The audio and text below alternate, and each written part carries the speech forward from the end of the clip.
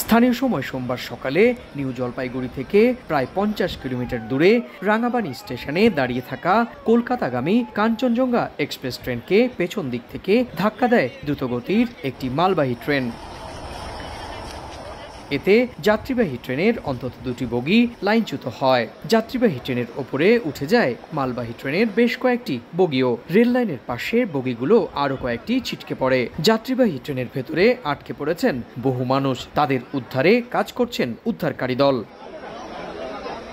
খবর পেয়ে দ্রুত ঘটনাস্থলে পৌঁছায় ভারতের দুর্যোগ ব্যবস্থাপনা বিভাগ। শুরু হয় উদ্ধার অভিযান। পাঠানো হয় জরুরি চিকিৎসকদের একটি প্রতিনিধি দলও। এদিকে রেড সিগন্যাল অমান্য করে একই লাইনে মালবাহী ট্রেনটি এগিয়ে যাচ্ছিল বলেই প্রাথমিকভাবে দুর্ঘটনার কারণ হিসেবে দাবি করেছে দেশটির রেল বোর্ড।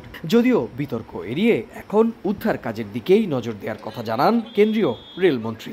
এদিকে আহত নিহতদের রেলের পক্ষ থেকে ক্ষতিপূরণ দেওয়ার কথাও জানানো হয় এদিন। নগদের কাছে সব গ্রাহকই প্রিয়, তাই তো সারা দেশে ক্যাশ আউট চার্জ সবচেয়ে কম।